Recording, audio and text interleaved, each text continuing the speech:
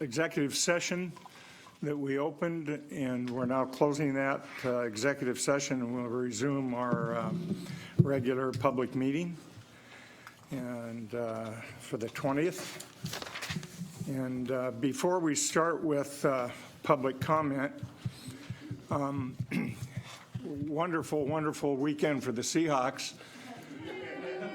Who are they? But we kind of had our own Super Bowl, if you will, just before the Seahawk game, and that was when we found out we got our nationwide 38 permit to dredge our waterway and clean up our the Whatcom waterway, and it's just a wonderful $38 million project that's going to be with Motka money, half of Motka money, and some with AIG insurance money. And there's a lot of people to thank, two in particular. Mike Stoner, just an excellent job, Mike, and I wanted to make sure before we got started to thank you for that. And Frank Schmelik and all the hard work he did. Rob, Sylvia, and all the staff worked really hard on it, but you two guys really deserve a lot of credit, and this is going to be a boon to this community. Thank you very much. It was for years, I might add. Didn't happen in a couple months. How many years? 10 years. Yeah, 10 years start to finish. So our next agenda item is public comment period. We have one person, Pamela, is it Caddy? No, Katie, if you would like to step up to the mic and make your public comment. Thank you.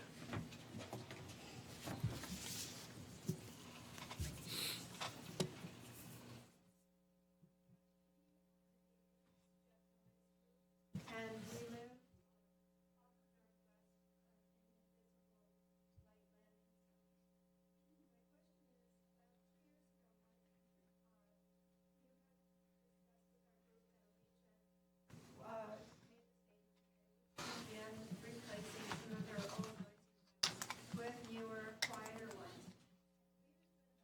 Years. I don't think that. And I would like to know if anything at all is being done by the port or any of you to urge Allegiant to begin doing so, because it appears that nothing really has happened in that area. Thank you very much for your comment, Pamela. I would like to see if Dan Zink, could you address that, please? Good afternoon, Commissioners. Yes, I can. Daniel Zhang, Port of Bellingham, Director of Aviation. Allegiant Air has begun the process to phase out their MD-80s from Bellingham. You'll see on the ramp already that there's an Airbus A319 that operates daily. There's still two MD-80s that are on the ramp flying to Las Vegas and some of the other destinations that Allegiant flies, but they are continuing to phase out the MD-80s this month as well as next month, and they'll have 3 total Airbus A319s here by the end of February. Thank you very much, Dan. Yes. Are there anyone who had a public comment that didn't get signed up? Very good. We'll move on to our next item, the consent agenda.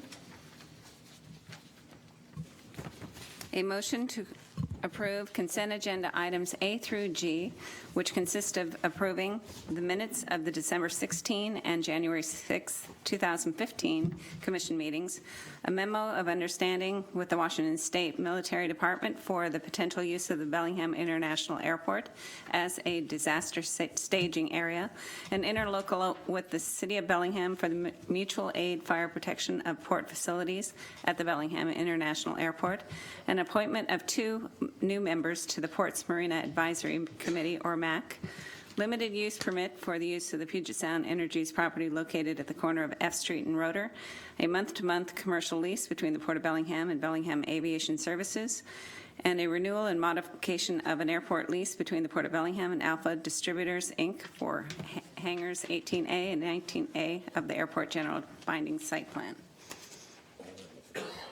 Thank you very much. We're doing something a little different. We're, hopefully we'll put the consent agenda on the screen so you can look at it.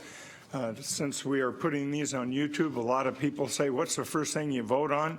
The consent agenda, and you pass it and no one knows what it is. So in the spirit of transparency, this time Diane read them. We will try to get them up on the screen so you'll know what we're voting on. Gentlemen, do either of you have any questions on anything on the consent agenda? Mike? I do on the item number 2, on the first item, calling the meeting to order on the minutes. We're talking about the consent agenda. Yes, we have two sets of minutes. Which one? It's Okay, the December 6th or January 6th? January 6th, yes, thank you. Okay, thank you. It was just that, not that it's any big deal, but the partnership committee was left out of number 2, where it says appoint commissioners and representatives, and that, I didn't see it in there, and I think it should be added to the top of page 3. There's a paragraph there that includes the Marine Advisory Committee, BAC, and all the others, but I didn't see partnership. I know that's not an official. Yeah, we don't typically We don't appoint an recognize official representative to it. You guys can all free to attend. Usually it's you, but there's no official representative like there's for the WPPA trustee, for example. Sounds good. Yeah, I just wanted to make sure that was the case. Yeah, it's kind of like the other meetings that we attend where they're not a primary and a secondary to them. Any other questions on anything? No. Mike? Jim? No. All those in favor? Aye. Aye. So the next item, we have a presentation from the BIAC. Commissioner, can we change the order up just a little bit here? I noticed we have some guests in the audience from Seaview Marina. They're the last item on the agenda. I'm wondering if we want to bump them up and have them first. I have no problem with that. Is that okay with you? That's fine. Okay with you, Mike? I love that. Yeah. Sure. Shirley, real estate. A motion by the Commission to approve a modification of lease between the Port of Bellingham and Seaview Boatyard North Incorporated for premises located at Squalicum Harbor. Thank you, Diane. Good afternoon, Commissioners. Shirley McFerrin, Director of Real Estate. I am in front of you here today to ask you to consider a reduction in rent for the Seaview North lease site on our waterfront in Squalicum Harbor. I would like to mention that Phil Reese and Teal Reese are here in attendance, and I welcome them to our meeting.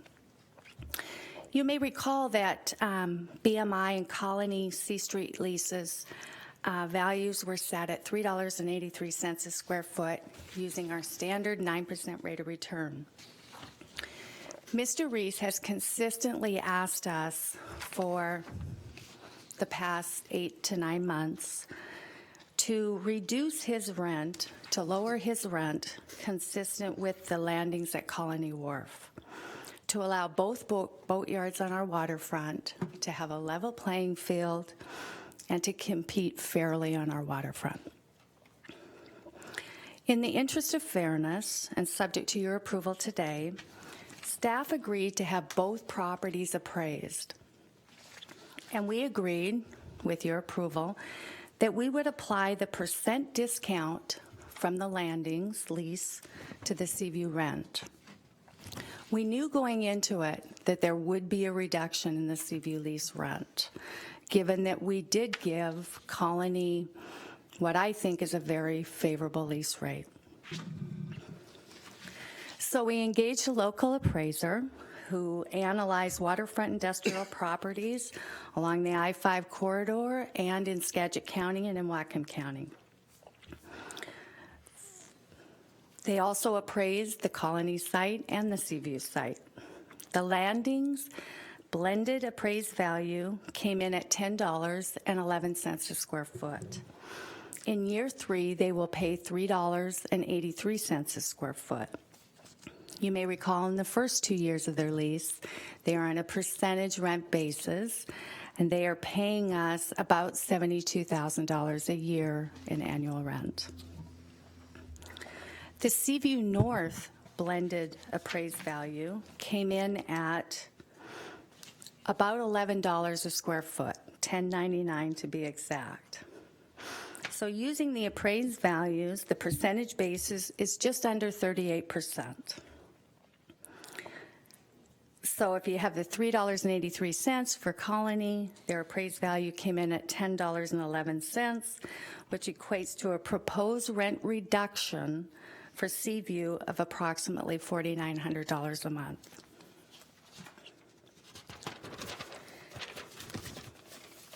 In addition, we went out and we remeasured the Seaview leasehold.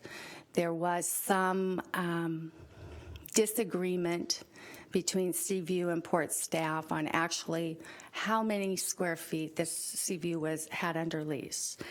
And there was about a 10,000 square foot difference. Steve Shipman went out there with our measuring wheel, with our tenant, and measured every square inch of the property.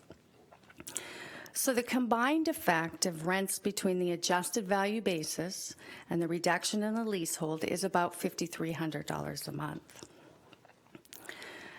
With your approval, we would adjust these rents effective January 1st, 2015, and then effective January 1st, 2016, Seaview's rent would escalate 3% annually, consistent with the Colony Wharf lease. So what does this really mean in terms of annual rent for both of these tenants? Seaview, leasing about 4.5 acres with one building, will pay us about $177,600 per year in rent. Colony in year 3 will pay us $173,062 for 6 acres, several buildings and sheds. I think that's a level playing field. So in summary, we think this is the right thing to do. So we ask the commission to approve the modification. If you have any questions, I'm happy to answer them. And then I know that Mr. Reese has some comments for the commission. Thank you, Shirley. Jim, any comments? No. Mike? Not right now, no, but I might. I have a question. What happened to the 10,000 square feet in dispute? What did come out? It was mainly related to Site D of the leasehold, which is where the old dilapidated dock is. And then there was some additional area on the Bellingham cold storage side that really wasn't under lease to our tenants. So we think it's the right thing and the fair thing to do. So all 10,000 feet basically was not in his lease. Correct. He was paying for about 204,000 square feet, and we're now modifying the lease to about 190,000 square feet. Thank you, Shirley. You're welcome. Mr. Reese? Stoner's going to come along with it too here. No? Okay. Thank you, Shirley. Thank you, Commission. I appreciate really appreciate Shirley's presentation. Thank you, Shirley. So where are we going from here? I really appreciate staff coming forward with this recommendation. I think it's appropriate, and it's obviously appreciated by Seaview. I think that goes a long ways toward basically making it a level playing field for us. And in keeping with that, I really also feel, I'll make this brief, that it aligns with the Port's core beliefs and values, and frankly speaks to your mission statement, which fosters and encourages business growth. And I thank you for that. Okay? Thank you very much, Mr. Reese. Thank you. Any comments? So, Phil, you and I have spoken about this, and I've spoken about this with Port staff, and I've also spoken about this with commissions, I don't know, since Dan's been here. I'm not sure that we're pricing our waterfront properties correctly. I'm not sure that we're pricing them incorrectly either.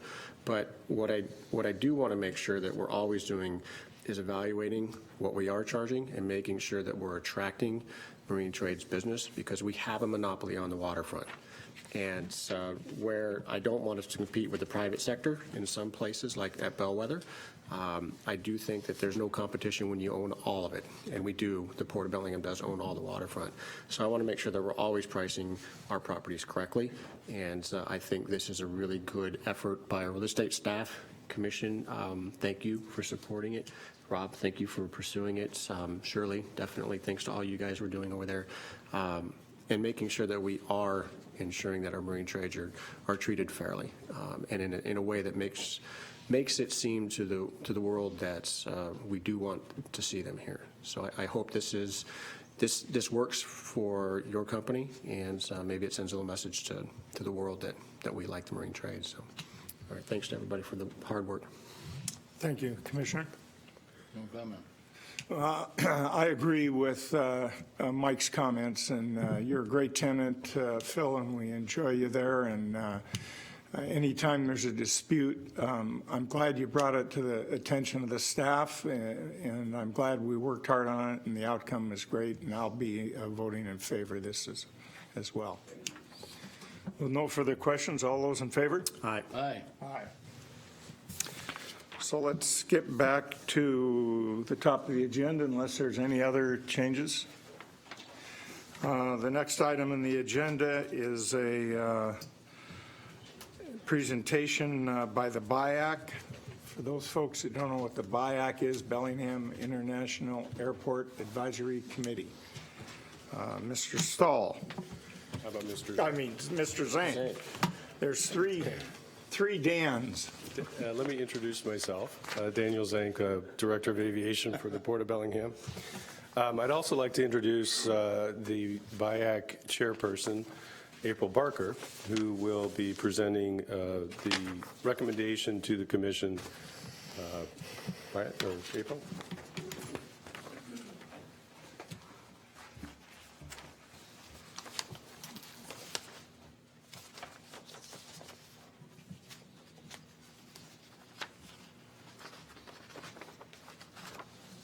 So you all have had this paper in front of you, so I don't want to go over the whole thing. I think have you had a chance to review it? This was given to you all. Mike, were you able to? I can go over the whole thing if you need me to. Otherwise, I was just going to summarize and get some feedback from you all. Do you need a summary, or you want her to go over the whole thing? I've gone over it. Pardon? You want her to go over the whole thing, or summary? Summarize. Summary's fine, April. There it is. Right. So the BIAC has been working diligently to kind of get our feet underneath us and really find where we fit with the port. And in speaking with all of you and all of our constituencies, we've tried to come up with some recommendations for the port, and we'd love to get your all's feedback and ways that we might be able to help you with these recommendations. Although the port does work with planning and development on both sides of Whatcom County and Bellingham City, we feel that there's some room for growth. Like you had mentioned, the waterfront, that has been integrated really well in the master comprehensive plans for the city, and we would like to encourage you all to work with county and city to make sure that our airport is also included in the comprehensive plan so that we are growing together and appropriately and with an end goal. So right now, it's just an excellent time with the city and the county going through their 2016 comprehensive plan.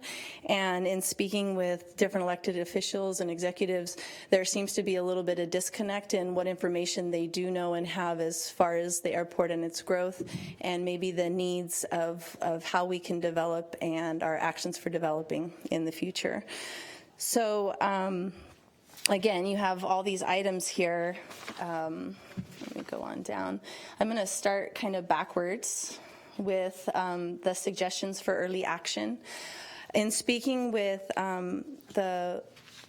Pepper, who was here to present to you regarding the Nooksack Loop Trail, we also were able to discuss ideas of port trails and connectivity with the airport and the waterfront, and also the hotels and the communities around you.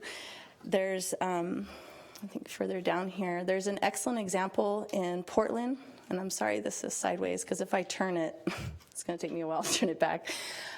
Portland has a similar community advisory group where they work diligently with the city and the areas around to ensure that their airport was growing along with the community and connected to the community. And that's a way to do that here if we engage the bicycle and the pedestrian master plans with the city and the county. They're able to, you can ride your bike from your house all the way up to the terminal, have safe parking, and there's even an area where you can take your bike apart and put it together if you come in. And we are a great biking community. There's all kinds of ideas like this where we feel like you could utilize us and certainly engage with the communities around to ensure that we're growing around the airport appropriately. Let's go back to here. So on the west side of the airport, as Mr. Pepper had suggested to you all, this is, again is some ideas for early action, that the Marine Drive can be a little difficult to navigate for cyclists as they're headed north. There are ways to incorporate some trail systems through Alderwood and some of your port properties to ensure bicycle safety, but also to engage the community around. And we're suggesting that you come up with some aviation-themed ideas along your trail system and within your parks. One suggestion was maybe in our next meeting we could, I know you have 2 marine parks, and that we could maybe put a naming contest out to the community to try to rename our marine park with some type of aviation theme. So to really embellish the areas that we already have to watch plane spotting, understand maybe some interpretive areas to make sure that people are really understanding what's going over them and maybe even embellishing it in a really positive way. So those were some of the suggestions for Parks and Recreation and the open spaces. The tourism, we do have a person from the tourism board on there, and again, we'd like to find out ways to work well with them to incorporate the airport and making sure we're utilizing it in everywhere possible for a destination airport. I know a lot of these things are definitely talked about in the past, say with trails. I've been able to find documentation that the port has been very supportive of trails, but a lot of times it just dies somewhere in financing. And so with all of these things, there is going to be some cost, I'm sure. I know Danny always asks, what's that going to cost? And that's not really for us to decide, but we would like you guys to maybe make an effort, and it's in the first statement here, to engage with city, county, and state executives to ensure a strong coordination amongst both entities, all entities, to provide responsible stewardship. And again, this process is happening, but an example was I went to a planning commission meeting. There was a public hearing regarding UGAs and how Bellingham's going to be growing and accepting the growth that has been determined by the state. And it was shocking to see that the Planning Commission wasn't as educated on what has grown with the airport and the understanding of the UGA that they were talking about possibly absorbing into Bellingham City. And so that further discussion with some city council members and other elected officials, and there is just some disconnect there on maybe what really has grown and ways that we can talk about planning and development to ensure that as the airport grows, it's growing along with us. And so engaging that down here in the number 2 in the county and city's comprehensive planning is going to be extremely important. It's a rare opportunity to have all these things melding at one time, but we certainly can do that. So again, I'm assuming that you've had the opportunity to read those. I'd be happy to answer any questions.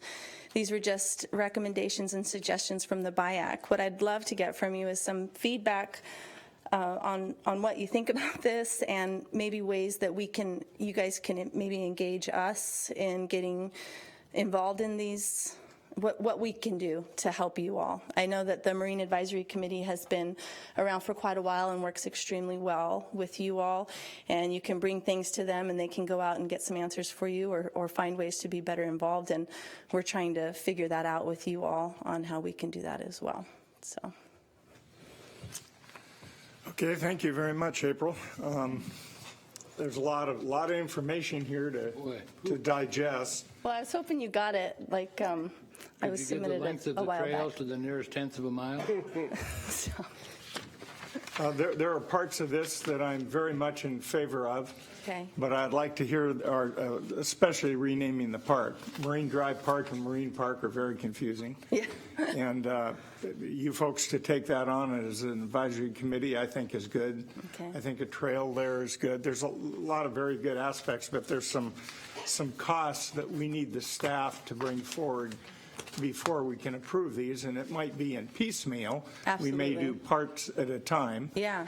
But thanks for the comprehensive list here. Okay. And Mike, did you have any comment? Yes, thank you. I know that there's been some criticism in the past over the noise question. Oh, And yeah. it's all part of what the BIAC is charged with helping us discuss. I appreciate that this is building, beyond that. And I know that in conversations that you and I have had, and you've also done this publicly, is that that there's a broad interest in trying to integrate the airport more into the community. And I know that recently the county council sort of said, we're not really interested in being a part of the BIAC because it's managed by the Port of Yeah. Bellingham.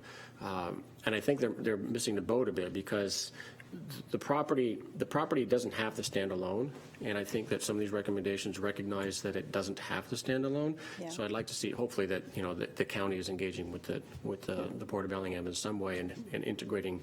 Maybe it's a trail system extensions or something that they don't feel that it's just a totally separate entity. There's a lot of things which I think you guys are doing a great job. I think you folks are doing a great job of pointing out that that there is integration possibilities here. And, for me, where I've said in the past, we need to stop mowing all the grass and start producing electrons with the solar panels inside the fence. You folks are looking outside and saying, how can this airport property, which does extend far beyond the fence, have more value to the community as more than just a transportation hub to get on an airplane. So I really appreciate your work, and I'm sure we'll be having some good conversations in the next little while. I don't know how long it's going to take to come up with some follow-through on this. Yeah. But this is a great start for us, and I appreciate your work. And I Thank think you. in two regards to the county and the city not being as engaged with the BIAC, we could use your help in that as well. And again, missing the boat is probably a really good term, I think, that you used, in that we are a community group. We got our fingers in almost every aspect. You guys have built a really amazing committee, and to not have county and city elected officials there and hearing what it is that we're needing and wanting, we're really missing valuable parts to the puzzle. Not having the airport directly mentioned and talk about the cumulative effects, but also the continuity, like how do we connect with this new waterfront coming in and this airport? There's going to be some traffic and some interest between the two, and how are we deciding how that's going to look in our comprehensive plan? How is that going to affect and integrate with the neighborhoods? What is the appropriate zoning there? How do we encourage, in regards to the noise? We don't always have to look at mitigation as a cost in the sense of buying a home or soundproofing a home, but how do we improve upon the area? So as that noise is increasing and happening overhead, which it's going to, the communities around are value where they're at and the things that they have, destination parks, docks that they can go to, Little Squalicum Beach, so that they still want to reside and live there and it doesn't become blight, which we've seen in other airports. So I appreciate you all listening, and I'd like to hear what they have to say. Please let us know, again, any feedback that you might have and ways that we can help you in this, and hopefully our city and county officials will decide they'd like to be involved as well. Thank you, April, and thank you for chairing that committee. Did you have any comments, Commissioner? Just having all of the jurisdictions involved is just great, and especially with the eagerness it sounds like they have. So something definitely looks like it's going to happen. We'll hope soon. Mr. Zank, would you have any comment on this? Yeah, yes, we do. Sylvia Goodwin, the Director of Planning, and I are going to tag team here a bit. Instead of starting with the first slide, we're going to start at the end, similar to what Ms. Barker did, and talk about some of the concerns and some of the suggestions that BIAC has brought forward, and I'll let Sylvia start with this slide. Again, Sylvia Goodwin, Planning Director at the Port. We looked at, Dan and I both looked at the list of BIAC suggestions, some very good work that they produced, and we took a look at what of those suggestions are things that we thought we could do as early actions as BIAC recommended. Working with the city and the county, actually there's two cities because Ferndale also is not that far from the airport. Working with those cities as part of their comprehensive plan updates is very doable. The cities and county are both starting right now. I talked to Matt Ahmed at the county, and they're starting work sessions on the county comp plan in March, and they have a full year to June 30th to get that done. So we'll be reviewing county comprehensive plan and urban growth area boundaries as they come through, if necessary, even bringing information to BIAC to make sure they're informed and providing comment. And the city is also starting on their comprehensive plan shortly. So that's a good suggestion, and we intend to start on that.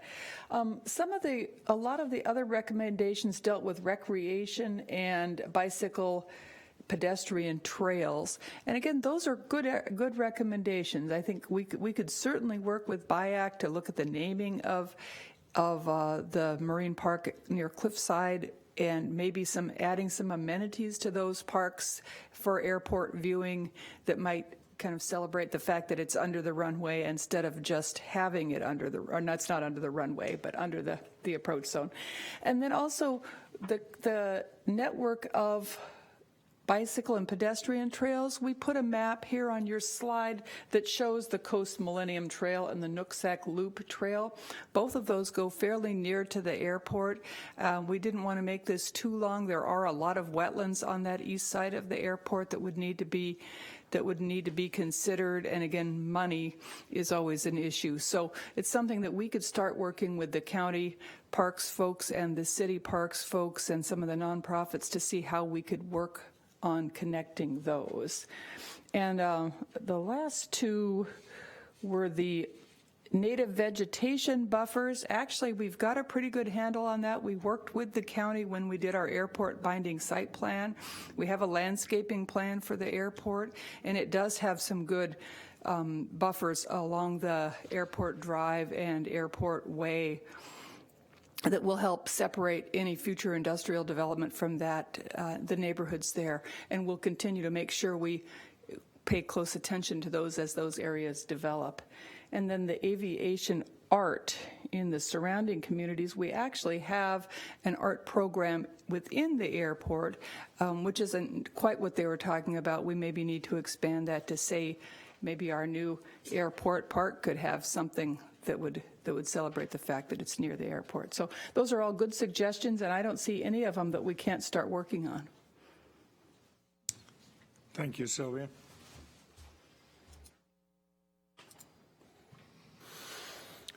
So more on the body of the suggestions, same document and packet that the commission has in front of them.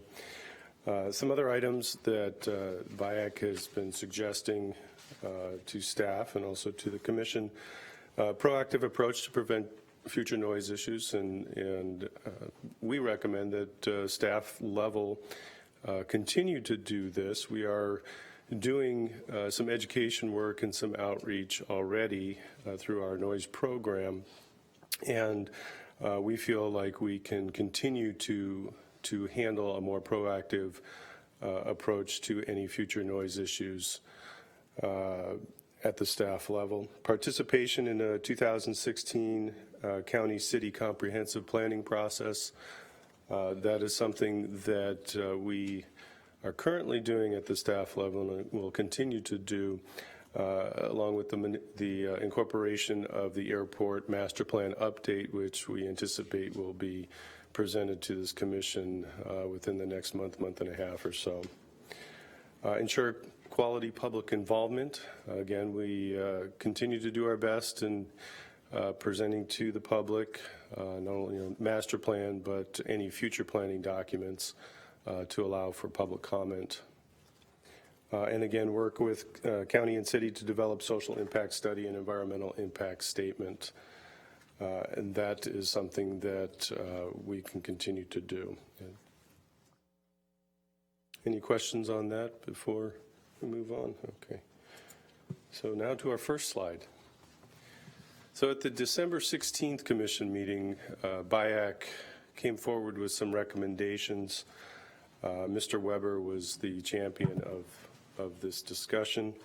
And we just wanted to bring it back to the commission and talk about some of the elements that staff has uncovered here. We put it in a chart form so it would be easy to read, and some of the comments, we wanted to address the comments of BIAC. And again, Ms. Goodwin and I will tag team this. I'll start with the 65 DNL contour, which is what you see there in the purple. That is the FAA's line of determination of significant noise levels, and that's the 65 DNL. That's an average day and night level, decibel level, averaged over a 1-year period. That's how the FAA defines the trigger point, if you will, of what the FAA will fund with any noise mitigation and the impact that noise has surrounding an airport, noise impact toward the community.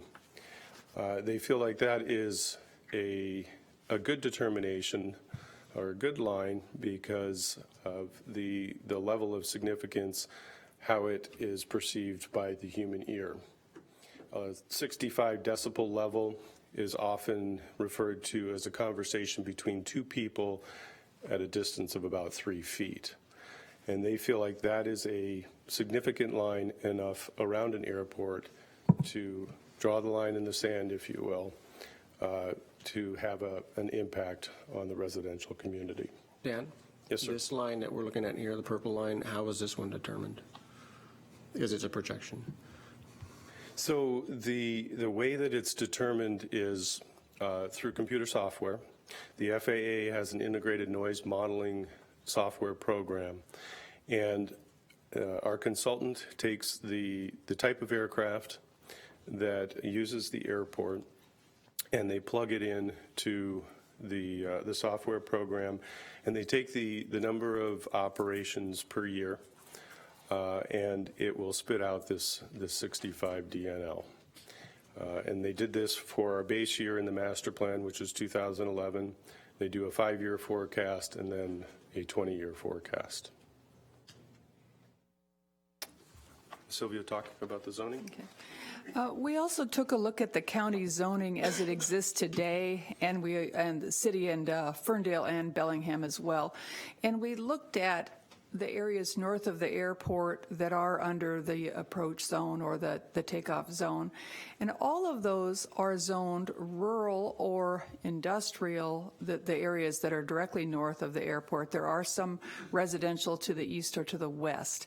So what we were thinking is if we knew exactly how far did the 50 DNL or the 55 or 60 DNL, which were suggested that we should study those.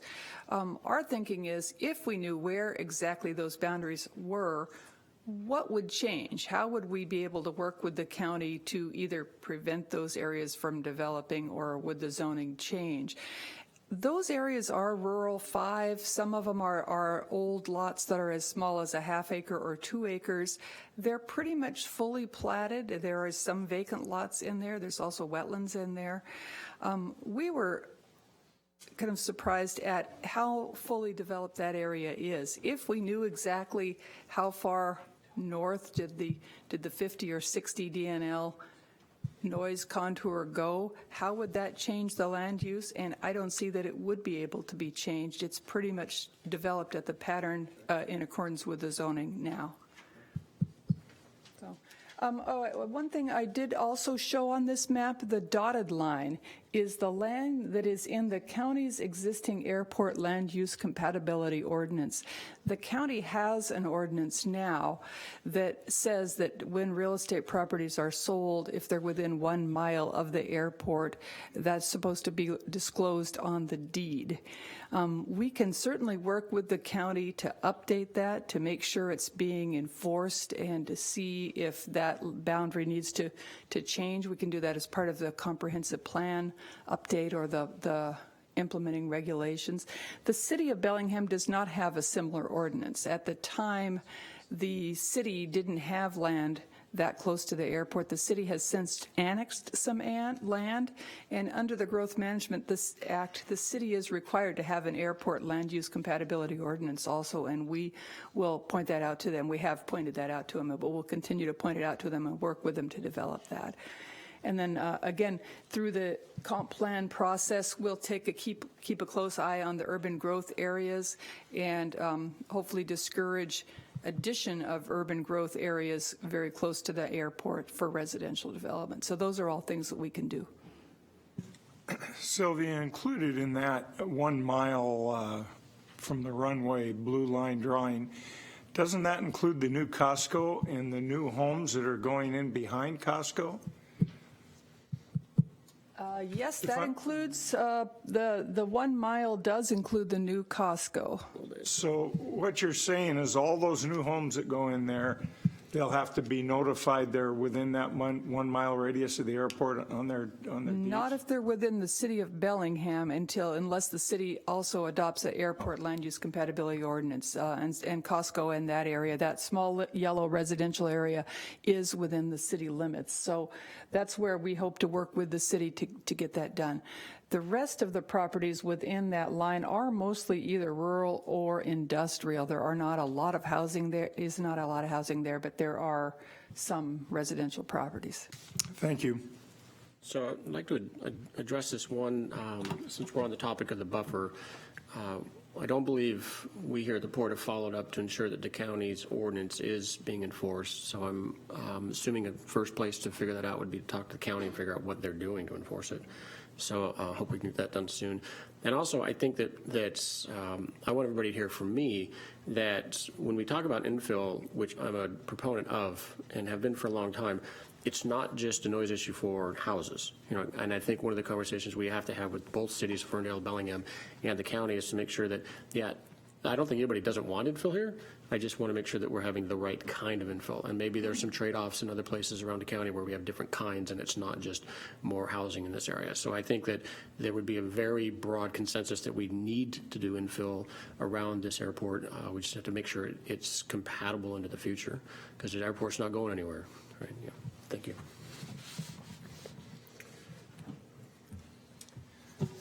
Any other? Jim, did you have any questions? Mike, do you have any more? I have none other. Thank you very much for your presentation. Appreciate it. Next on the agenda, Sylvia, don't go away. Looks like you're right back up on item number 2 in the presentation, water resource inventory. This one stumps me. I'm figuring this one out. This might be the first water conversation we've had.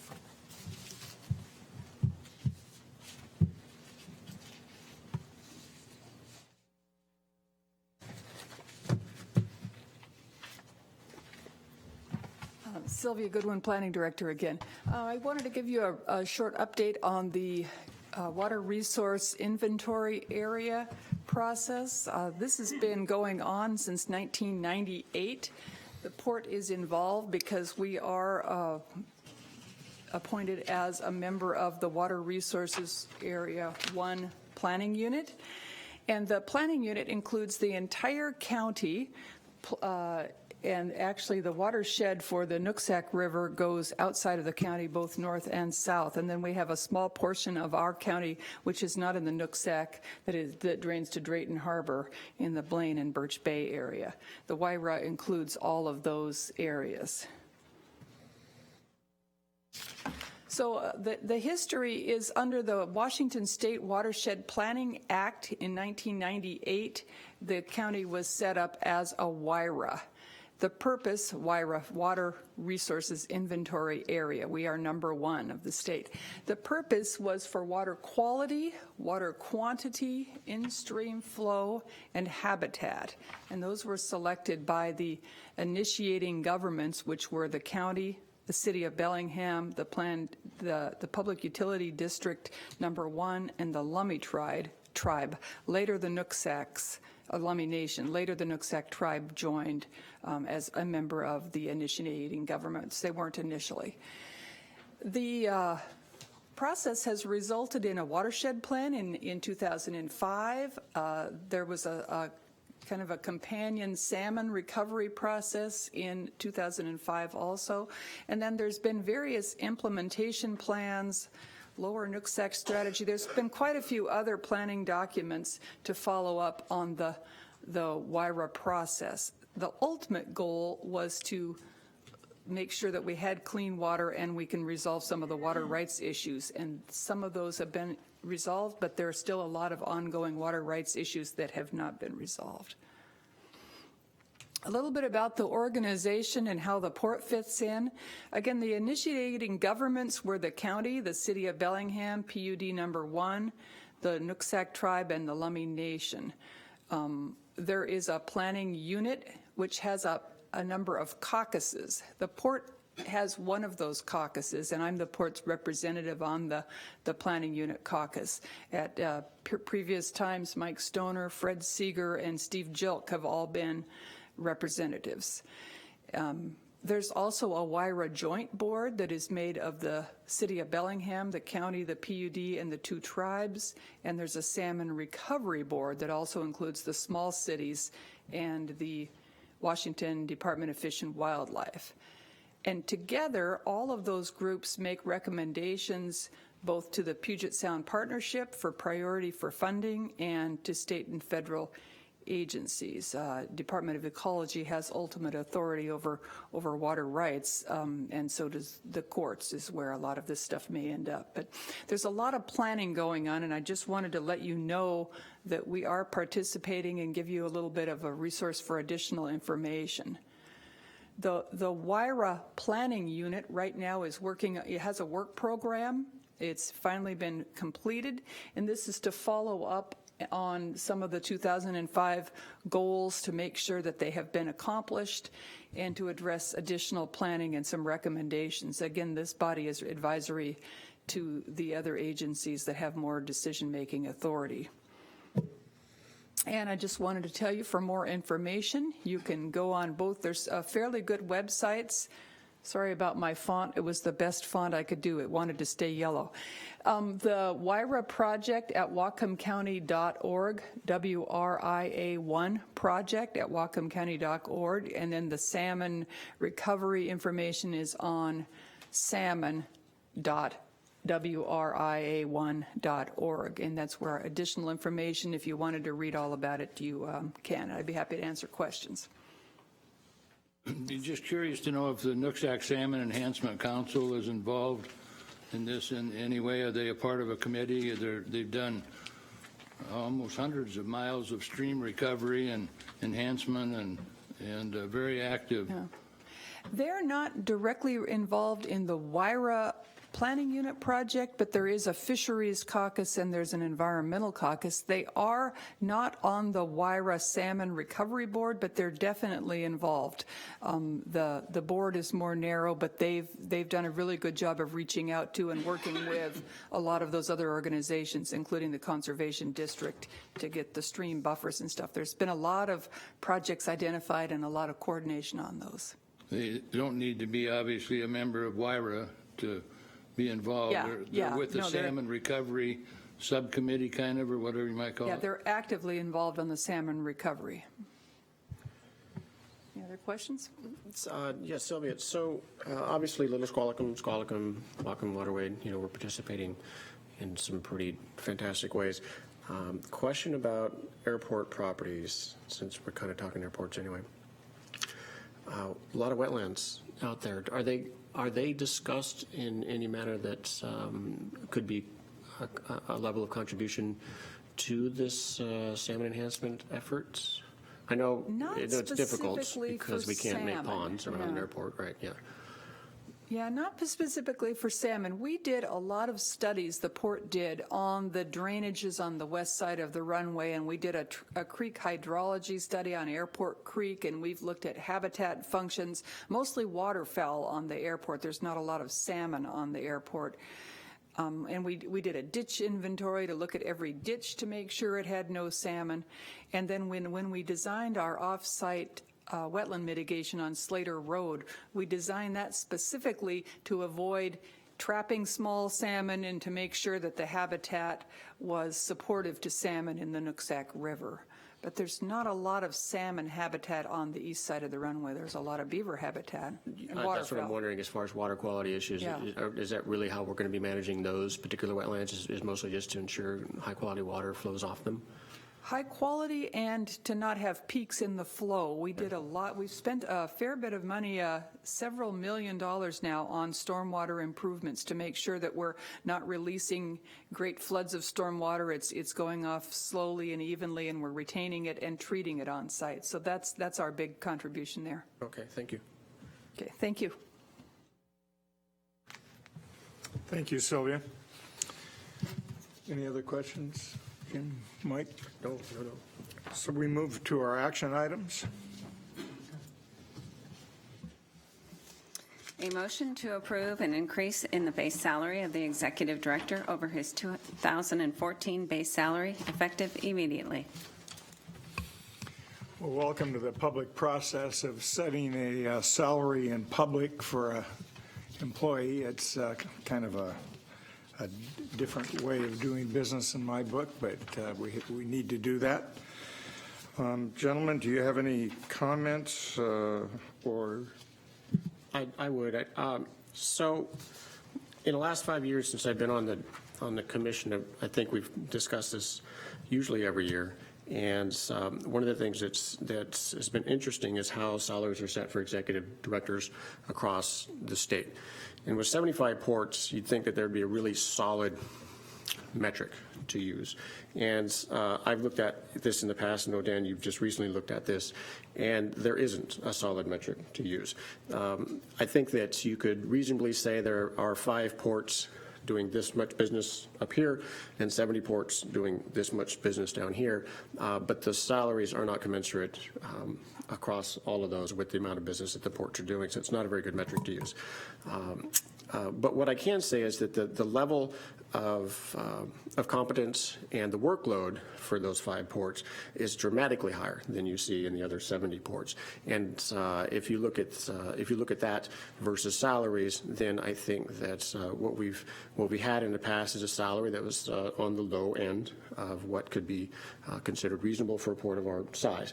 Now, of those 5, there's 2 that are outsized, and I don't really count them, and that's Seattle and Tacoma, because they're just ridiculously outsized compared to all the other 73 ports in the state. But I think taking a solid look at the remaining 73 ports, ours being included, that you can get a pretty good sense of how much the port's involved with in their community, what they're providing to the community, and of course the workload we're asking of, or they are asking of their directors. I have believed since I got here that we are on the low end of the pay scale for executive directors for ports across the state. I know that there are more than a handful of ports that are much, much, much smaller than ours that pay more than we pay our director. So this year, I think that I'd like to recommend that we do increase the director's pay more than I think the 3% we typically have been doing, and I would like to suggest a 10% raise, which does seem outsized, but that would bring that pay to about $158,000 a year, and it also puts our executive director's pay at about the 6th highest in the state, even though we are the 4th or the 5th largest port in the state. So I think it's very much in line with what the other directors are being paid for ports that are doing similar work to ours. Any comment? Yes. Excuse me. I think it's important that the public is aware that, and probably you are, and that is that our excuse me, lost my train of thought. That our port is involved with marinas in Blaine and Bellingham. We're involved with the ferry from Alaska. We're involved with the airport. We have a lot of involvement in Bellingham Port District that is not part of other port districts where actually the executive directors are getting paid at a higher rate. And so I think the responsibility here is obvious when you think of all of that combination of jobs. And that's it. Well, I would agree with Mike, and I'm certainly going to go along with a 10% increase. It's interesting, the number of, one metric you use, and what Washington Public Port Association puts out a spreadsheet of all the ports and all the salaries, which is something nice to look at, but Mike's correct. Some of them don't make sense at all. When you look at the salary of $143,000 in Bellingham with 99 employees, and Richfield with 6 employees, and that executive makes $141,000. So it's hard to put all this together. It is important to note we're number 4 on the number of employees at about 100 employees. And on gross property tax revenues, we're about number 4 as well. But it is difficult to measure because a lot of ports don't have airports. Some of them don't have marinas. Few have ferry terminals. There's just a lot of balls we have to keep in the air around here. And 10 of the ports out of the 75 have assistant directors to the executive director, and we don't. We don't have a deputy director, and all those are in the $100,000 range that they're making. So we really have a great saving. And I would agree, over the years, I think our executive director's salary was below what it should have been. And it's time to, with this raise of 10%, we would still be about number 6 when we are really somewhere in the neighborhood of 4 or 5. And right now it's down at 13. So I would concur and I would agree and vote for this. I think another important issue is the fact that this scale you have in front of you is last year's scale, and it doesn't show what increases are happening for this coming 2015. That's a good point. So Very good point, we fall Jim. down the hole farther. And I would like to just remind folks, this is, I think this is definitely it's a one-time deal. We're catching up to where I think the port should have been several years ago, and then I'm sure that future raises will be much more in line with cost of living, that sort of thing. So. Okay, any other questions, gentlemen? Time to vote. All those in favor? Aye. Aye. Aye. Next item. Thank you, by the way, Rob, for a good job. Thank you. It's a wonderful job. Appreciate that. You have to buy us all a sandwich. A couple drinks too. Yeah. Authorize the executive director to execute a purchase order with Owen Equipment Company for a Crosswind J street sweeper for the purchase price of $246,840 plus sales tax for a total purchase order amount of $271,030.32. Good afternoon, Commissioners. I'm Carol Williams, the Maintenance Manager with the Port of Bellingham. So I am here today to talk to you about a request to replace our 1990 Elgin street sweeper, now 25 years old. Almost a classic at this point. First, let me talk to you about some of the limitations that our current sweeper is encountering. There are several of those limitations. One, it no longer sweeps very effectively.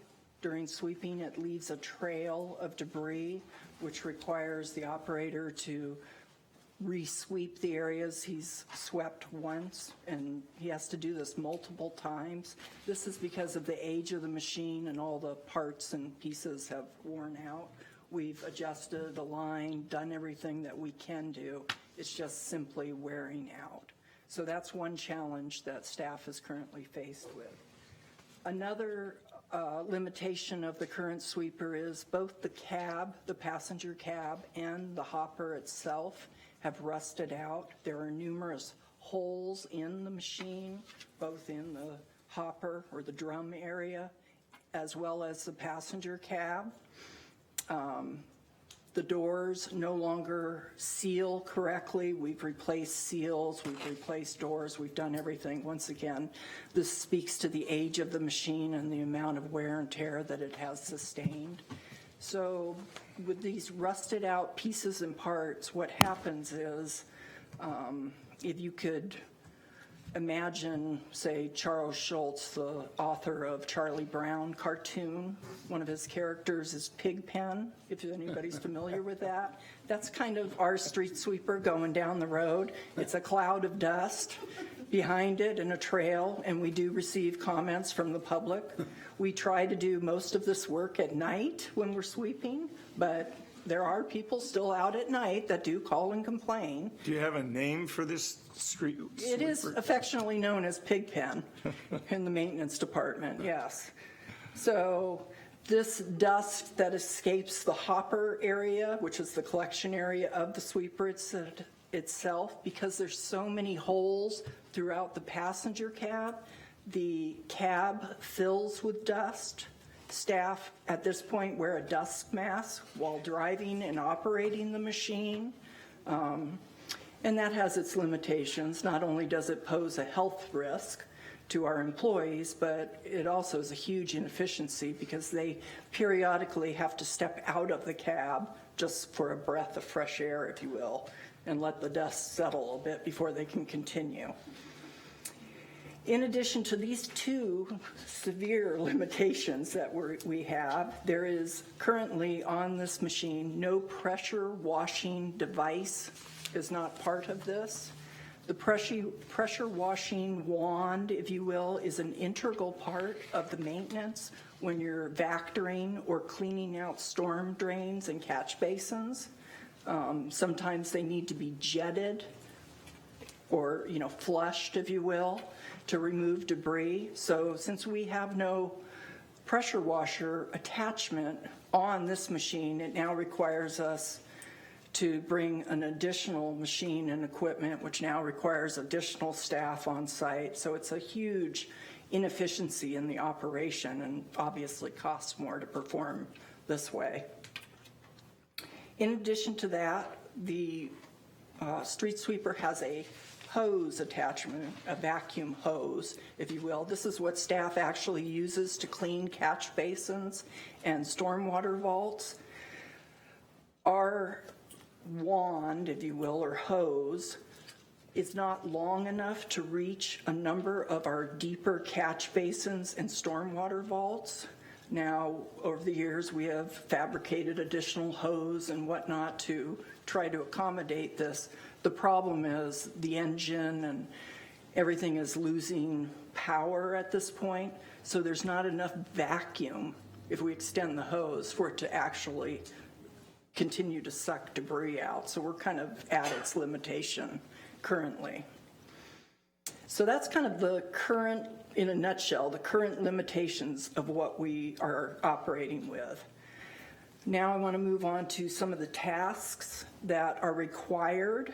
These are compliance regulations govern us on what we need to do. We need to do the street sweeping. That's part of the port's stormwater management plan. So that's a requirement that we do that on a regular basis. In addition to that, the airport has a foreign object debris plan, more affectionately known as FOD, that the street sweepers used on the runway, taxiway, aprons, et cetera, to remove any foreign debris off of the runway, both obviously for aircraft and passenger safety. And that needs to be done on a regular basis. So it assists with that. Some of the tasks, just to kind of give you an idea, currently the port sweeps 4.26 miles of port roadways. We have 117 acres of parking lots that we sweep regularly. We have 94 acres of runways, taxiways, and aprons. That's just the sweeping part of the deal. Then the vectoring, or cleaning out of catch basins and storm vaults. We have 1,338 catch basins throughout the port. We have 34 storm water vaults, all of varying sizes, ranging from 2 cartridges or filters in a vault to several dozen in a vault. So they all range in size and all range in, the amount of care they need. As I mentioned, all these tasks are required for compliance to keep within regulations. Staff prepared a cost comparison analysis. So I'm going to briefly go over these 3 scenarios that we did. The first scenario was to, and let me state, all of these scenarios include our interlocal agreement with the city of Bellingham, who currently provides sweeping of our roadways and parking lots on a quarterly basis. Our agreement with them really only allows for a quarterly assessment of our proper maintenance of our properties. The city can't accommodate more than that. We are in a share situation on this piece of equipment with the city, and that's part of that interlocal agreement. And let me also remind Commission that the sweeping the city does not include any area within the secured fence line of the airport. So the runways and all that, the city does not have access to for security reasons. Okay? The city Carol, if I could interrupt you for a minute. So how many hours does our street sweeper run in, say, a week? Is it out there on 8 hours a day, 5 days a week? No, it doesn't do that. We typically, the maintenance department typically takes on sweeping or vectoring, in blocks of time. This is what we're doing for a while. It takes 16 hours to sweep all of our properties.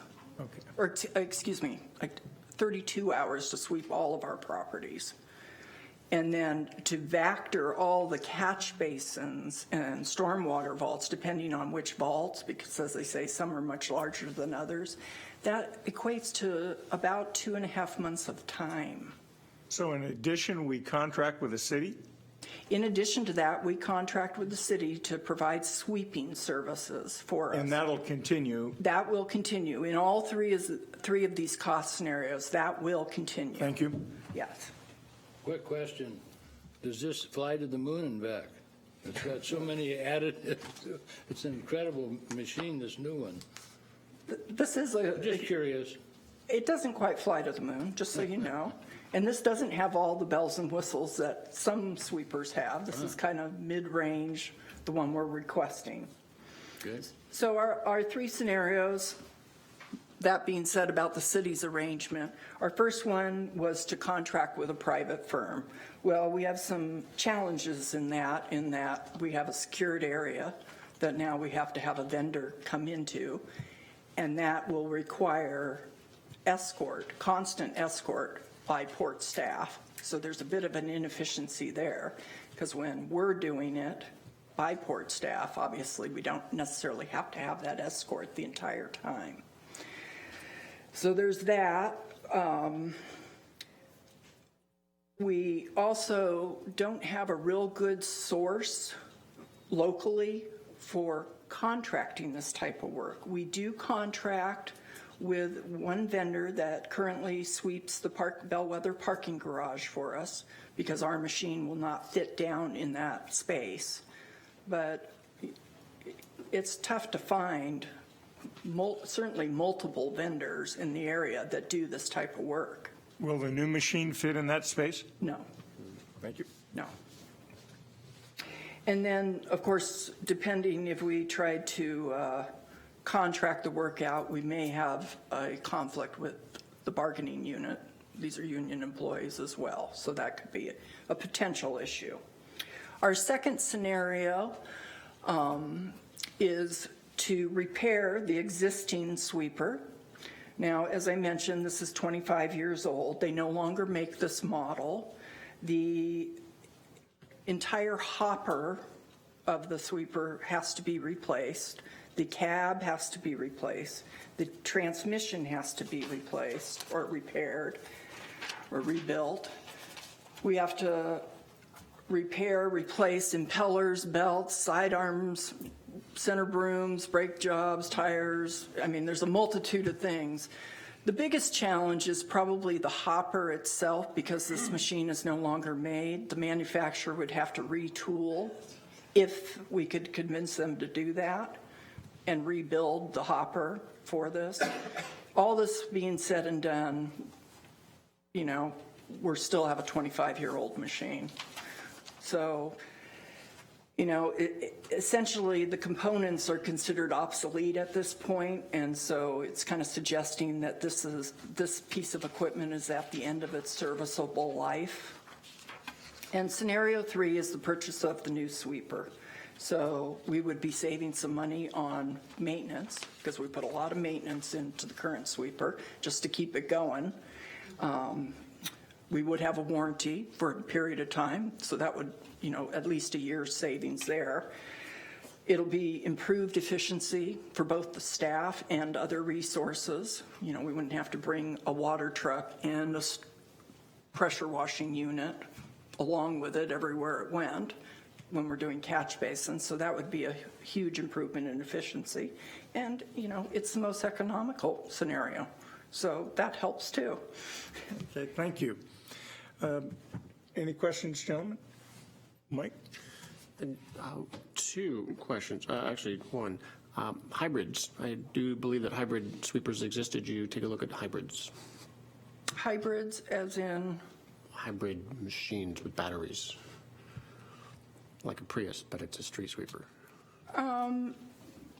You know, we have not looked at that, and I'm not sure they exist in the street sweeper models yet. Okay, they've been out since about 2010, but that's okay. Okay. And then it looks like I'm looking at this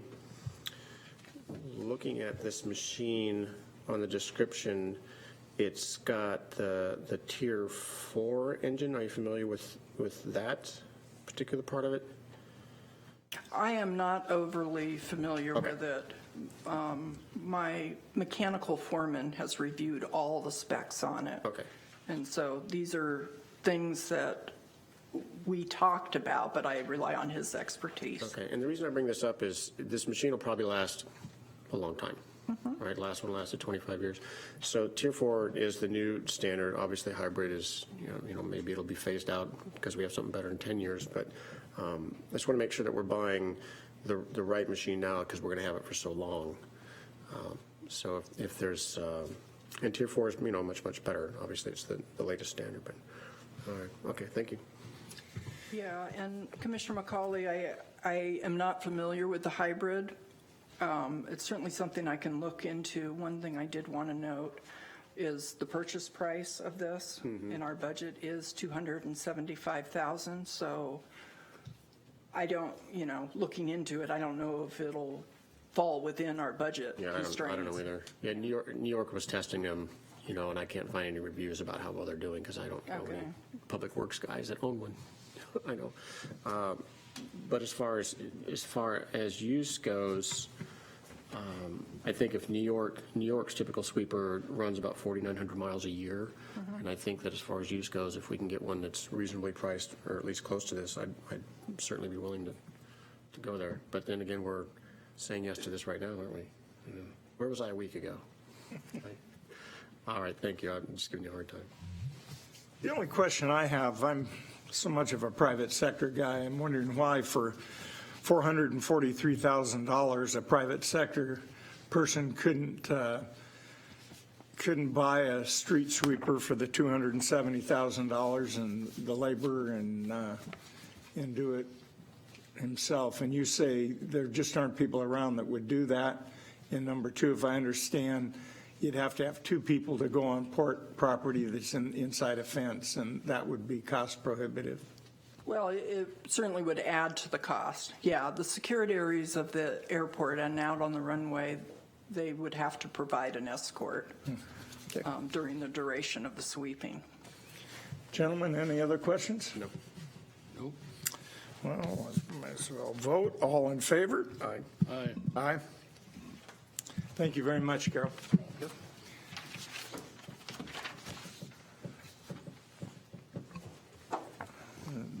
Next item. Authorize the executive director to execute a professional services agreement with Wilson Engineering LLC to perform design and professional engineering services on the Squalicum Way Wharf demolition and bulkhead replacement in the amount of $30,929 plus a contingency of $4,071 for a total authorized contract amount of $35,000.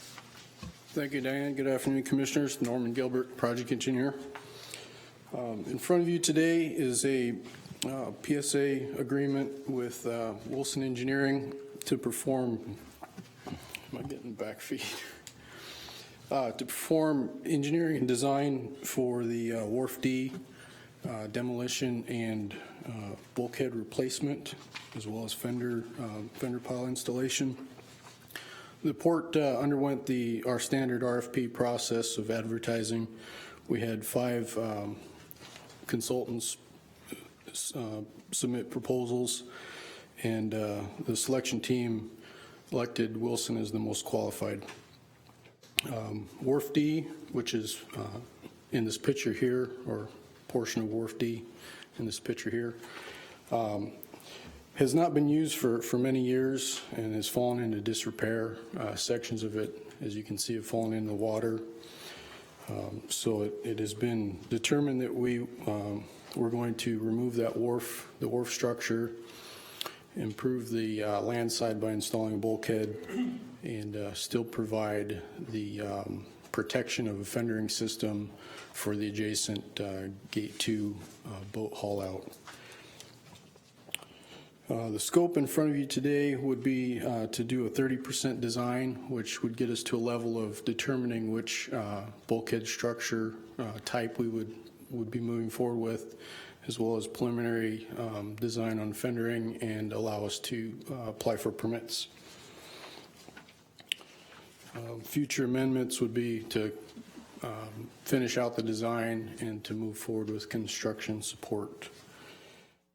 Do you have any questions? Well, a picture's worth 1,000 words. Boy. My gosh.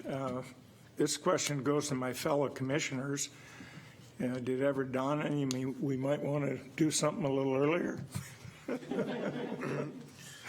Thankfully, I know this was way before me. Yeah, because that's kind of a mess. Are we replacing this one? We are not. It'll not? be open water when this project would be complete. Why aren't we replacing it? At the cost of replacing it in the multi-million dollars, and it's been an unused facility for many years. So that point is quite valid, and it also brings up, I think, a bigger issue for us on the commission, which is if things cost a lot of money to repair, that is what it is, but it also means that over time, everything that the port owns that's in the water will fall apart, and we'll have to decide if we're going to abandon it or replace it. This had value in the past to some business interest, and now it doesn't. But the question I've got is, does that necessarily mean it won't have value in the future? So it's not a question for you, Norm, of course. I just want to bring that up with Dan and Jim, because we're talking about this. Of course, you can tie up long boats there, but what was this for? What could it be for? That's kind of a question that I like to mull around in my own mind to make sure we're not just slowly letting things disappear because they're expensive to repair. That's all. Okay. Any other comments, Jim? It's a mess. Why, that it is. That's about it. Anything else to add, Mike? No, thank you. I think we're prepared to take a vote. All those in favor? Aye. Aye. Aye. Thank you, Commissioners. Thanks, Norm. Thank you, Norm.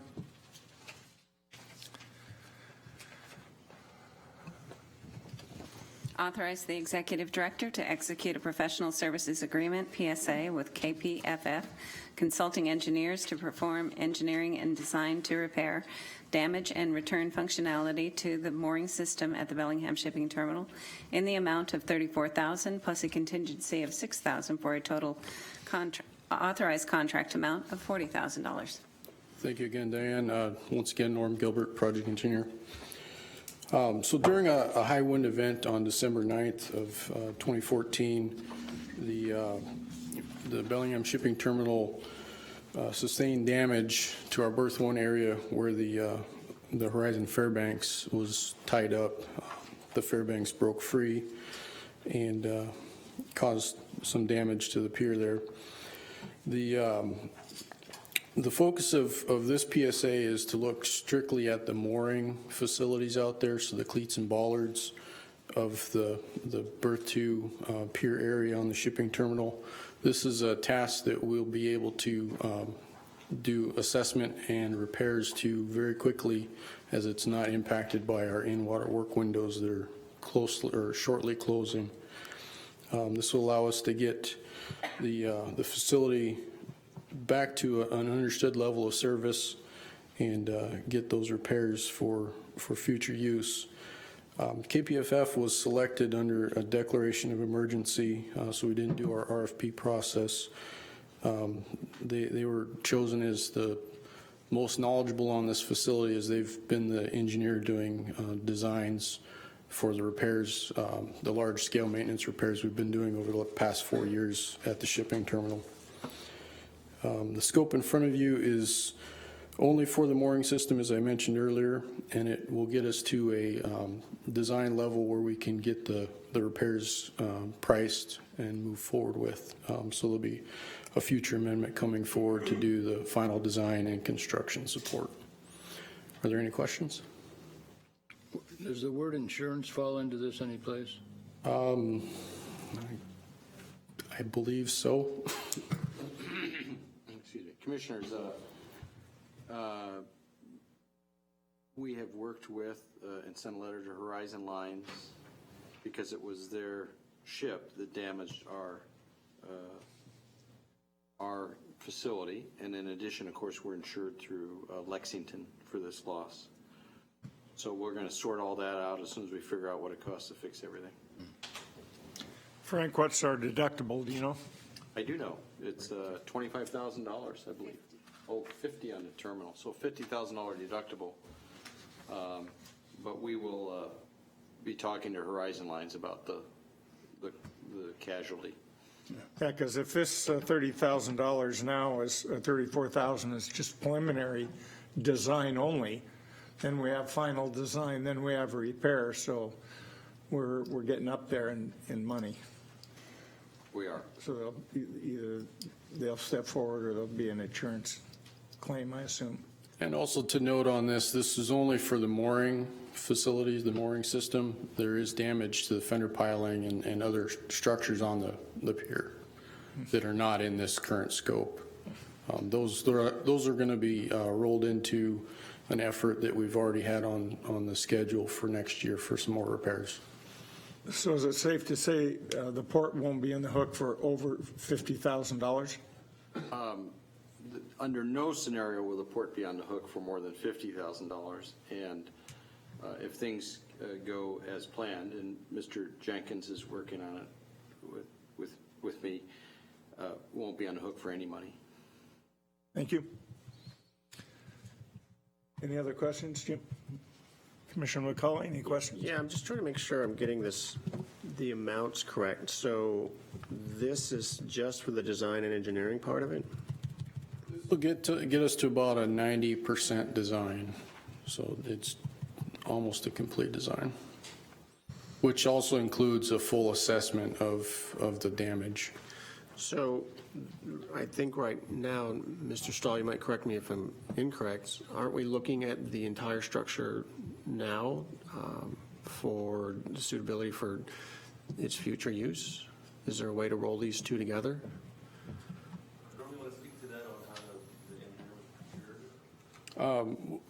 I mentioned earlier that we selected them under emergency declaration.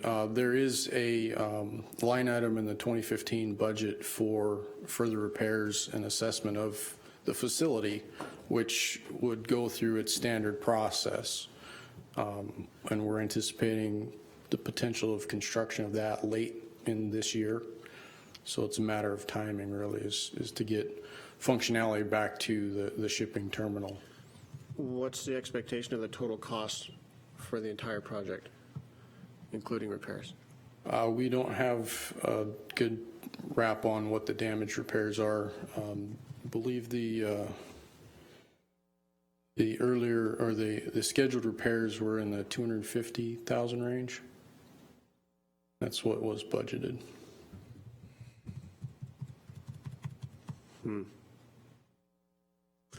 So what exactly was ripped off of the pier that has to get replaced? From visual observations, there were a couple of cleats that have been significantly displaced. One is missing. There's signs that other cleats and bollards have shifted, which means that we need to look at those to see if there's hidden damage below deck. These are all observations from up top. We haven't been able to get down below in a boat to do any further look at it. Seems like a lot of money just to take a look at it, $34,000. We can make a whole lot of repairs for $250,000. So $34,000 to take a look at it, and then at least that much again to make the repairs? It's got to be at least that much, right? Potentially. And insurance is covering first everything after 50?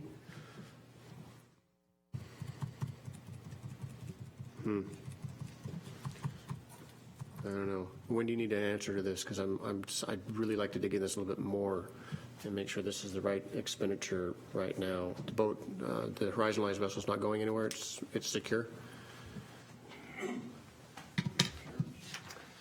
Dan Stahl, Maritime Director.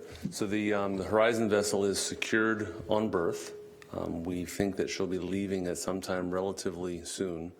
The reason that we haven't been able to get underneath the deck and look at the damage is because the vessel is where we need to look. Yeah. So that was why this was timed the way it is.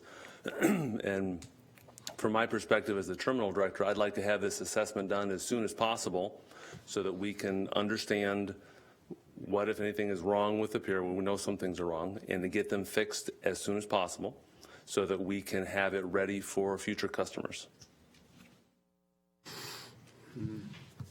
And as Port Council mentioned a little bit ago, it's our hope that we get out of this at less than the deductible. Well, we got to pay for all this anyway, because until we hit our deductible, it's either us or Horizon. And if I'm a Horizon, I'm going to say, no, it's not my boat. It's the wind and your cleats, right? What do you guys think on this? Well, I think that's why we carry insurance. It's $50,000 deductible maximum. We need to get going forward with it. We need to assess it. I don't know, waiting, it's not going to cost us less. And the dispute is a normal dispute that we get in the course of business with something like this. I guess I don't see what a delay would help. I think that Mr. Smellick told us that the two insurance companies, is that correct? No, one, Horizon Lines is the shipping company. Right. And under general maritime law principles, they are responsible for securing their vessel, more than just to our cleats. So I think, as I understand it, they had multiple lines, not just to our cleats. Our cleats were the last to go after other lines parted on their vessel. So they are responsible under general maritime principles to secure their vessel. And so we'll be looking to them, as will Lexington, our carrier, to recover the funds from the response costs, everything on out. If we were wholly unsuccessful with Horizon Lines, we would be out our deductible, $50,000. So hopefully we'll be wholly successful and we'll be out zero, but someplace between $0 and $50,000. Right. And that'll come back to you for your decision, whatever that may be. And Commissioner McCauley's correct. We have to front the money until we exceed $50,000, and then Lexington will start to front the money. And I'd like to add just one other item. Since we haven't been able to really get a good look at the damage, the scope is to cover essentially what could grow into a pretty large repair. And these consultant contracts are on a time and expenses basis, so we may not get to the $34,000. Can you slide, are you just going to slide the ship back and look at the dock, or is the Horizon vessel leaving? What's the status there? Well, I'm going to be voting in favor of it. I just don't see what the delay is, but I'm not sure I even want to spend the money in the first place. It seems like we're going to be doing work on it, right? Those are different scopes.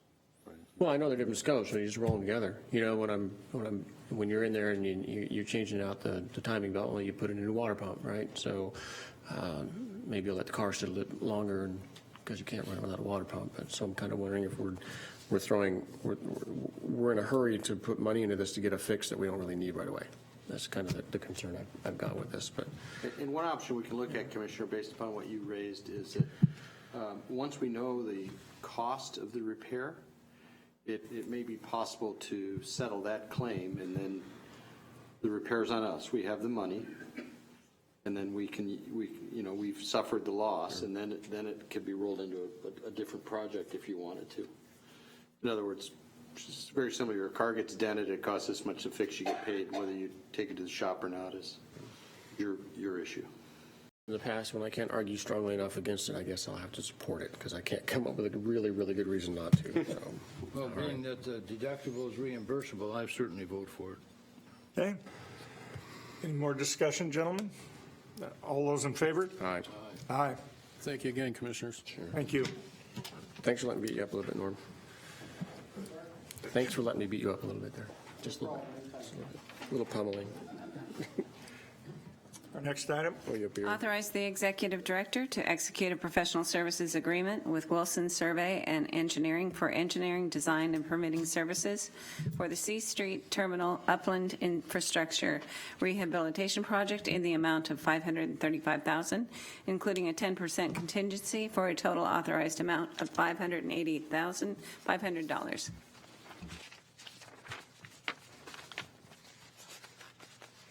Thank you. This is John Hergesheimer, the Senior Project Engineer for Port of Bellingham for this project.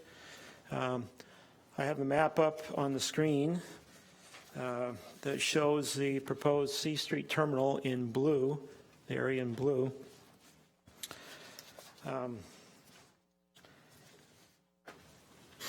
The area requires a significant upgrade. The concept of the C Street Terminal, you may remember, was put forward in 2013 to separate 3 parcels of land on the north side of the Whatcom Waterway. You see the 2 lease parcels on either side of the area in blue are each leased by different tenants.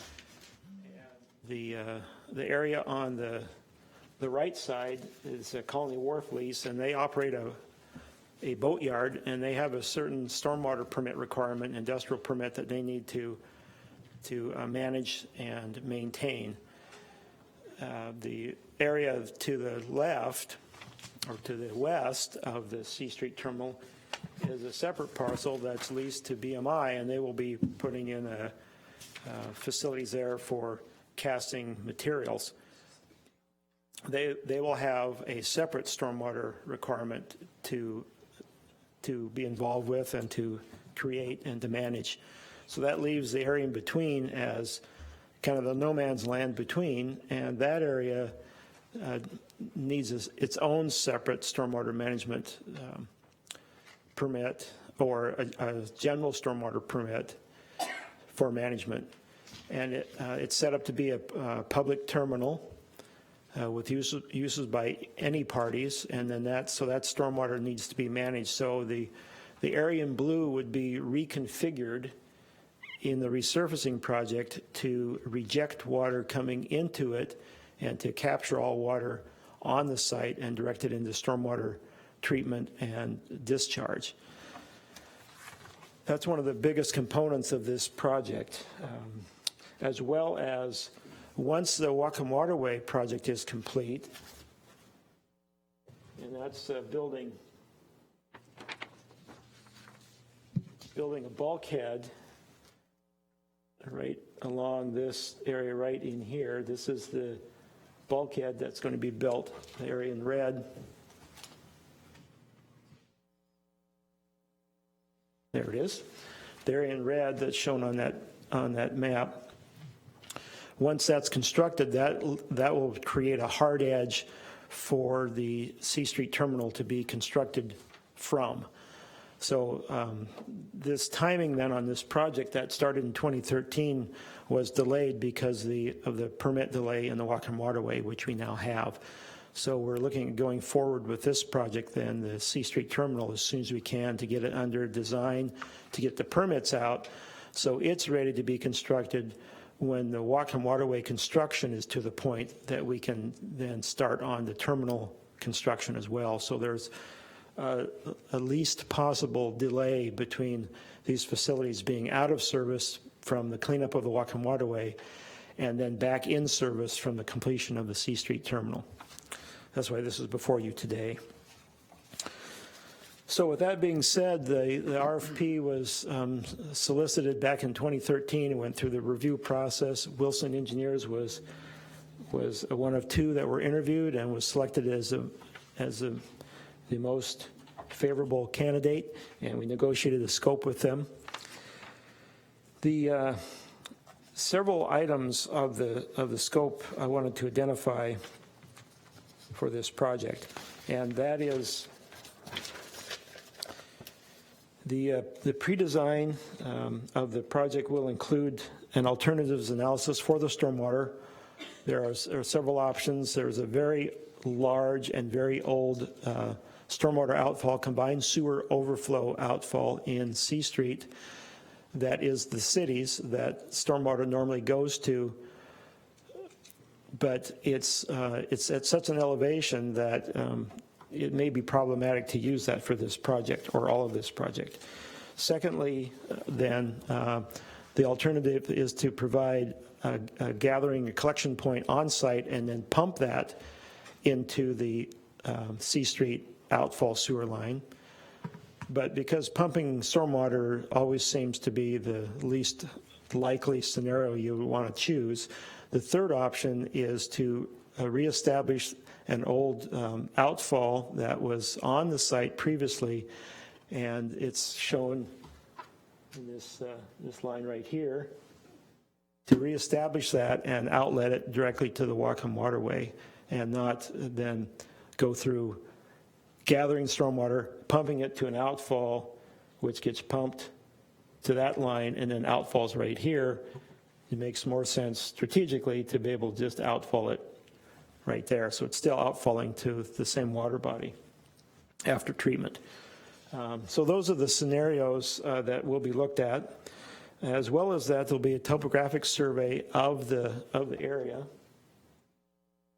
And the area includes not only the area in blue, which is the C Street terminal area, but it's also the area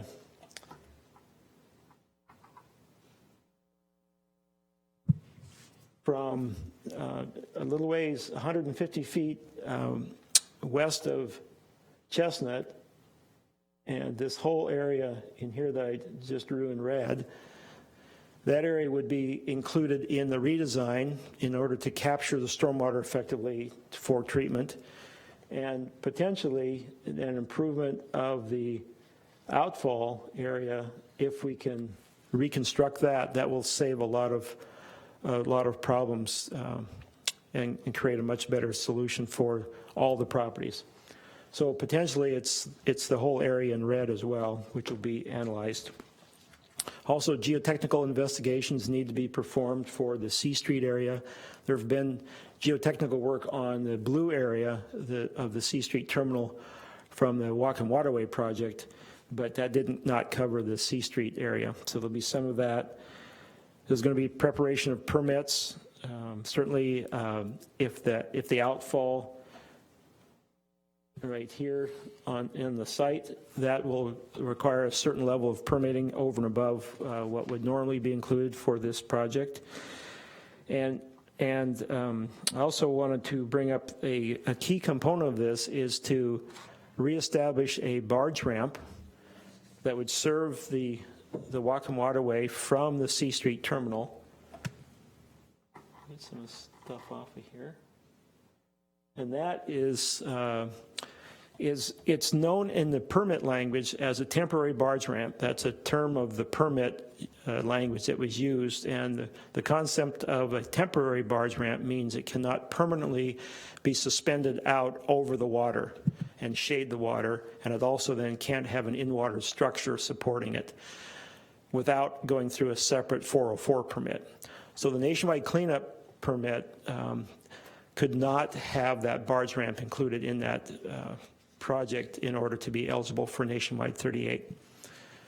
But what they did allow was a temporary facility can be installed as long as it's not permanently over the water. So when the barge comes in to tie up, the ramp can be installed and set onto the barge, and then when it's done loading or unloading the barge, the ramp needs to, as the barge is going to leave, the ramp needs to leave. And so that was the only way the permit agencies would allow that, quote, temporary barge ramp. But it's more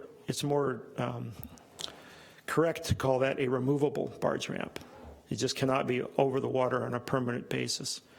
So we are going through the design, we'll be going through the design scenarios to design that removable barge ramp with this C Street Terminal project.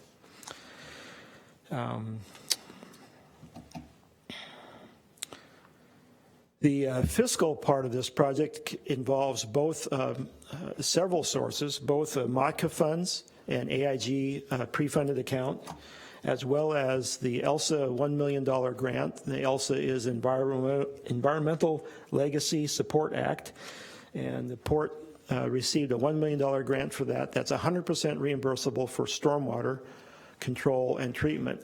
So that includes not just the stormwater system, but surface regrading as well. And in addition to that, the port received an economic development incentive grant, investment grant of $1 million grant and $2 million loan for this project. So we have basically 4 funding sources for this project. Are there any questions? I like the way you explain that. It's a permanent ramp, but it's over the water temporarily when barges are loaded. But it's going to be a permanent ramp that'll be there to load barges at all times. It will be there in some form. That once we go through design, we will know what works best, and we'll be working with Colony Wharf and the other tenants to see how that's going to work best. Obviously, you need it's going to be a heavy structure because it's going to be supporting large loads on a 60-foot span. So it's going to be a big piece of structure. We'll be going through the design to determine how best to construct that so it's something that's movable and usable by the local users. I mean, a huge dump truck full of gravel drives continuously on these. Correct. So just what that's going to look like, we don't know at this point, but we will know in the course of this project. Any comments, gentlemen? Jim? No, actually, you asked a question similar to what I was in it. Mike? So 2 weeks ago, I said no to the Whatcom Waterway cleanup. This is sort of engaging in that, but I'm not going to vote no against this.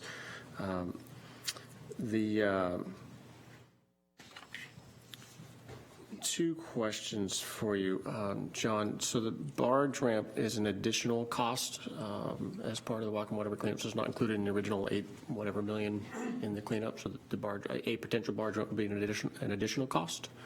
A potential new barge ramp will be an additional cost, yes. And then lighting. Now, one of my major concerns about the entire waterfront redevelopment has been lighting.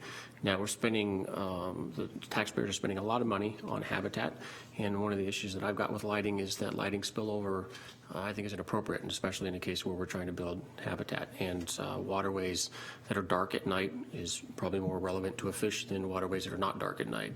So I would ask that, of course, there's lights that have to be shined onto work that's happening, like, for example, a barge is there, or some vessel needs to be worked on at night, and that's unavoidable. But I'd like to see that the lighting design for the permanent lighting that's pretty much on all the time, if we can see about dark sky compatibility, and then also making sure it's not spilling over into the waterway. Yes, lighting has already, actually, we did some original lighting studies on how to light the area in blue.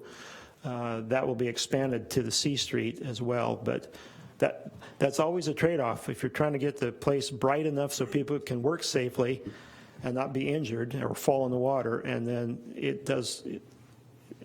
and it has to obviously be high enough and be located out of the way of big equipment, cranes and whatever, trucks operating the area. So it is quite a challenge. So that'll be back before you as we get further down the road. Thank you. And this, I might point out as well, this current effort is for 30% design review, and then we'll be looking at it at 30%, then 60 and 90, and then get the full bid package. So it'll be several stages to look at these components, including the barge ramp. Thank you. Thanks. Thank you, John. Nothing further, gentlemen? All those in favor? Aye. Aye. Next item.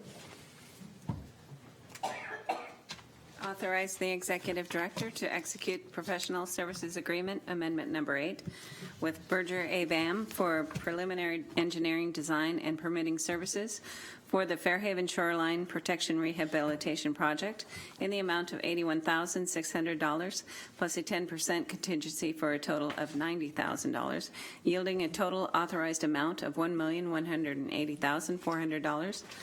Also advance the year 2016 budgeted construction funds for this project to the 2015 budget in the amount of $425,000. Thank you, Diane. That was quite a mouthful. Basically, the Berger ABAM PSA, the reason it's at $1 million is because that includes the lion's share of that work is the Harris Avenue Pier work that has been ongoing since 2008 when we first did the design studies for the Harris Pier. At that time, it was thought that the Fairhaven shoreline may be able to provide a mitigation site for what we thought was going to be a mitigation need for the Fairhaven or for the Harris Avenue Pier. It turns out now that will not be, a mitigation will not be required for the Harris Pier. We're taking down the carpenter shop, and that's providing a lot of mitigation credits for that project. But in the meantime, we've had some severe damage happen in the same storm that Norm indicated, November 29th and 30th, damage to shoreline. So the shoreline got damaged, and we went for expedited or emergency status permits from the Corps of Engineers, from the Washington Department of Fish and Wildlife, and from the city shorelines to get an exemption to go out and do some work on that site. So the map there that shows the note on the storm damage caused in the community boating center area.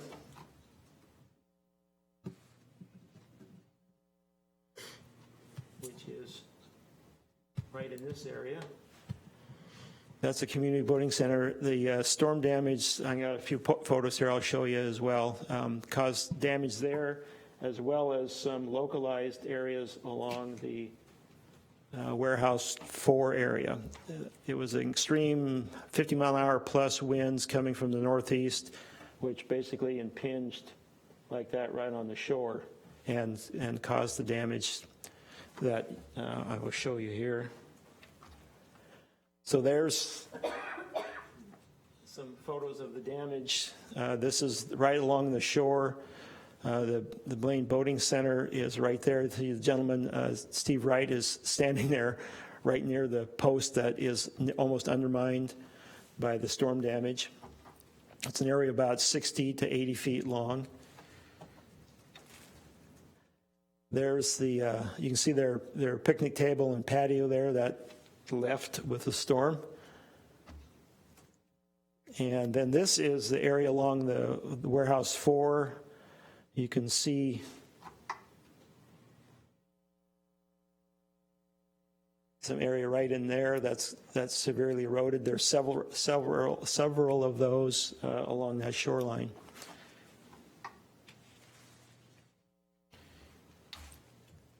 And this is down near towards the corner of the ferry terminal. You can see the ferry terminal there in the distance. Quite a bit of erosion occurred, and that was basically 1 day's worth of wind and high tide combined. Are those round rocks engineered perfectly to fail? Yes, that's not standard riprap, correct. It's made out of sandstone, and so it's been nicely smoothed by the elements. That large whitish one is sandstone? Yes. You should pull it out and sell it because people will pay money for that, by the way. Actually, that one might be granite. That might be a granite boulder. There's some glacial erratics there that are really exciting. So I don't know where those came from, though. I suspect they got imported. So that's the damage that was done, and then the repair that was done. This is along the boating area. Mm-hmm. You see, they just started to put some quarry spalls in. You see, there's very tight area there to work. Had to get a very small machine, and so because of that, we could only do a temporary repair, just quarry spalls and small riprap, nothing that would stand up very long for another large storm. But the point was to fill those holes back in before the next storm came, and then undermine the foundation of the buildings, both the office and the kayak shed. There's some unfortunately, some of our riprap, tongue-in-cheek riprap, that's a combination of asphalt and concrete chunks. And all this would be removed then with the Fairhaven shoreline remediation plan. It will take the whole shoreline in.